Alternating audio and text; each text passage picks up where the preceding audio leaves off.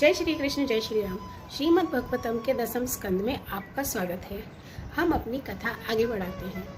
भगवान श्री कृष्ण इंद्रप्रस्थ में थे तो इधर शाल्व राजा जो था वो शिशुपाल का सखा था और रुक्मणी के विवाह के अवसर पर बारात में शिशुपाल की ओर से आया हुआ था। उस समय यदुवंशियों ने युद्ध में जरासंध आदि राजाओं के साथ साथ शाल्व को भी जीत लिया था। उस दिन सब राजाओं के सामने शाल्व ने यह प्रतिज्ञा की थी कि मैं पृथ्वी से यदुवंशियों को मिटाकर ही छोड़ूंगा। सब लोग मेरा बल पौरुष देख लेना। मूर्ख शाल्व ने इस प्रकार प्रतिज्ञा करके देवादिदेव भगवान पशुपति की आराधना प्रारंभ की। उन दिनों दिन में केवल एक बार मुट्ठी भर राख फाँक लिया करता था। भगवान शंकर शाल्व का घोर संकल्प जानकर 1 वर्ष के बाद प्रसन्न हुए। उन्होंने अपने शरणागत शाल्व से वर मांगने के लिए कहा।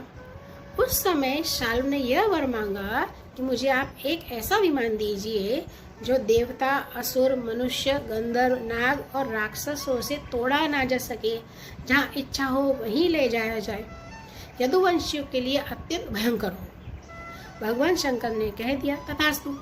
वो तो भोलेनाथ है, कुछ भी दे देते हैं। अब इसके बाद उनकी आज्ञा से मय दानव ने लोहे का 100 ग्राम का विमान बनाया और वो शाल्व को दे दिया।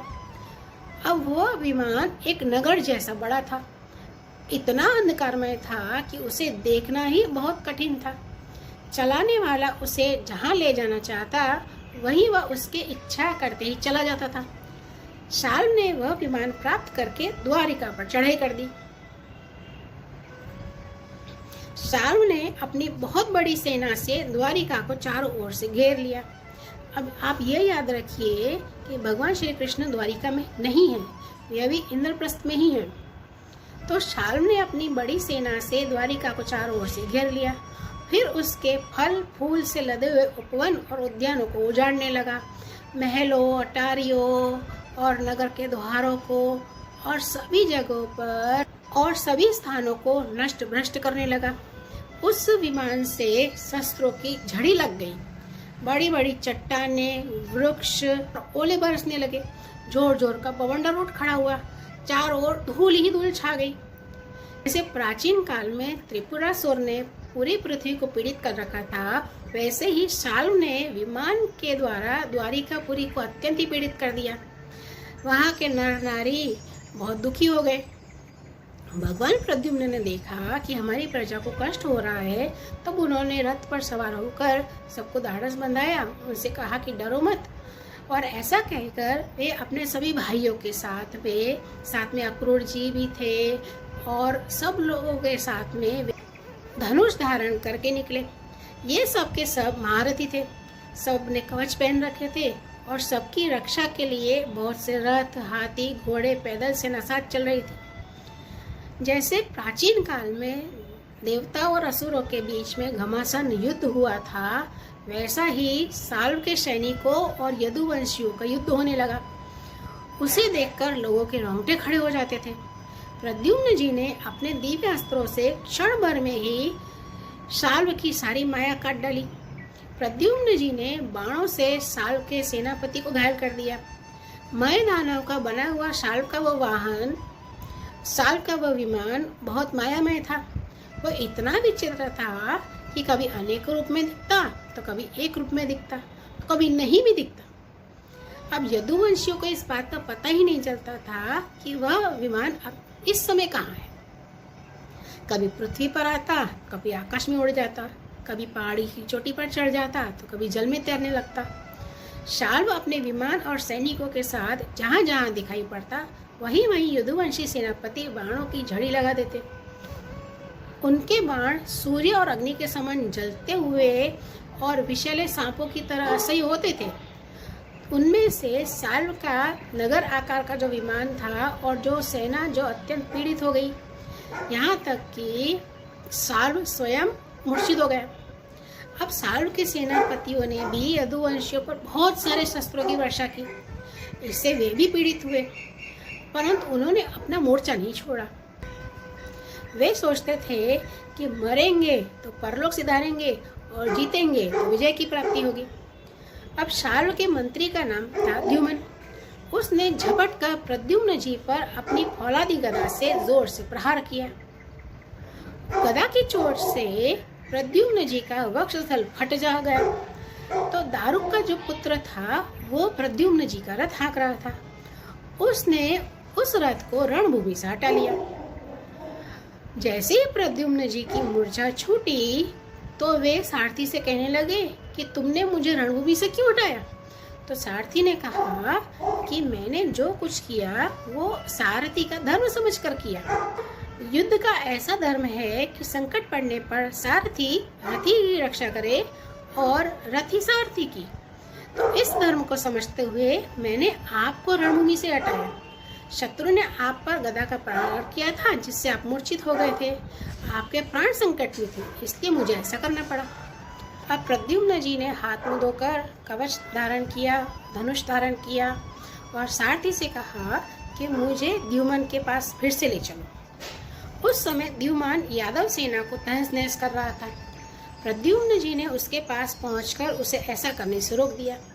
बाणों से उसके घोड़े, सारथी, धनुष, ध्वजा और फिर उसका सिर काट लिया। अब इधर सात्यकी, सांब आदि जो यदुवंशी वीर थे वो शाल्व की सेना का संहार करने लगे। 100 विमान पर चढ़े हुए सैनिकों की गर्दनें कट जाती और वे समुद्र में गिर पड़ते। इस प्रकार यदुवंशी और शाल्व के सैनिक एक दूसरे पर प्रहार करते रहे। बड़ा ही घमासान और भयंकर युद्ध हुआ। वह लगातार 27 दिनों तक चला।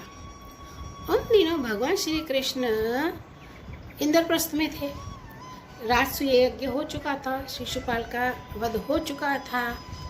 भगवान श्री कृष्ण ने देखा कि बड़े भयंकर अपशकुन हो रहे हैं।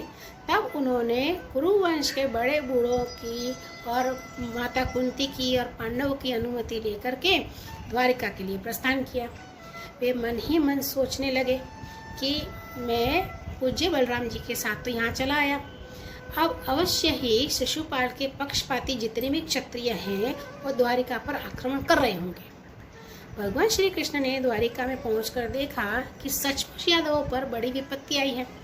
तब उन्होंने बलराम जी को नगर की रक्षा के लिए नियुक्त कर दिया और शाल्व को देखकर अपने सारथी दारुक से कहा कि दारुक, तुम शीघ्र से शीघ्र मेरा रथ शाल्व के पास ले चलो। देखो, यह शाल्व बड़ा मायावी है, तुम जरा भी डरना नहीं। भगवान की ऐसी आज्ञा पाकर दारुक रथ पर चढ़ गया, उसे शाल्व की ओर ले गया। भगवान के रथ की ध्वजा देखकर शाल्व की सेना के लोगों ने भगवान को पहचान लिया। अब तक शाल्व की सारी सेना वैसे तो नष्ट हो ही चुकी थी। भगवान श्री कृष्ण को देखते ही शाल्व ने उनके सारथी पर एक बड़ी शक्ति चलाई। उस शक्ति को सारथी की ओर आते देख भगवान श्री कृष्ण ने अपने बाणों से उसके सैकड़ों टुकड़े कर दिए। इसके बाद भगवान ने शाल्व को कई बाण मारे। उसके विमान को भी, जो कि आकाश में घूम रहा था, उसे बाणों से छलनी कर दिया। शाल्व ने भगवान श्री कृष्ण की बाईं भुजा में, जिसमें सारंग धनुष शोभायमान हो रहा था, उस पे बाण मारा। इससे सारंग धनुष भगवान श्री कृष्ण के हाथ से छूटकर नीचे गिर गया।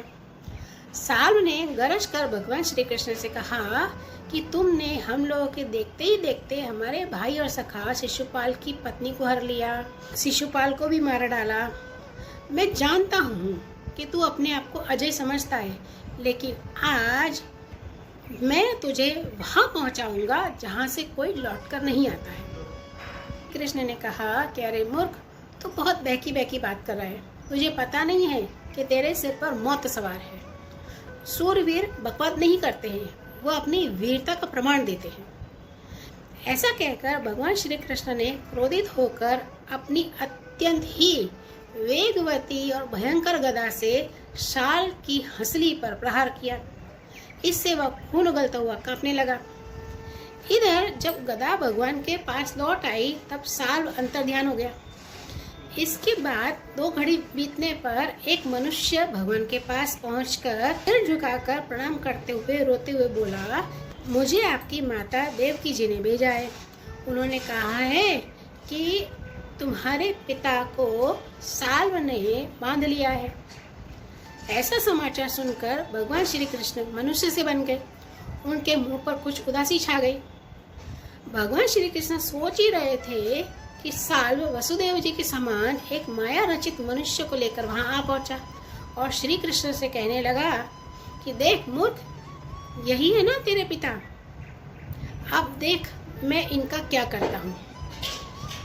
और उस मायावी साल्व ने ऐसा कहकर भगवान श्री कृष्ण को फटकार लगाई और उस माया रचित वसुदेव का सिर तलवार से काट लिया और फिर वह अपने विमान में जा बैठा। भगवान श्री कृष्ण तो ज्ञान स्वरूप है, स्वयं सिद्ध है, महाअनुभव है। वे जान गए कि यह तो साल्व की फैलाई हुई आसुरी माया है जो उस मैदानों ने बतलाई थी। भगवान श्री कृष्ण ने युद्ध भूमि में सचेत होकर देखा तो ना तो वहां दूत था न पिता का शरीर। अब उन्होंने इधर उधर देखा तो साल्व विमान पर चढ़कर आकाश में विचर कर रहा था। तब वे उसका वध करने के लिए उद्यत हो गए।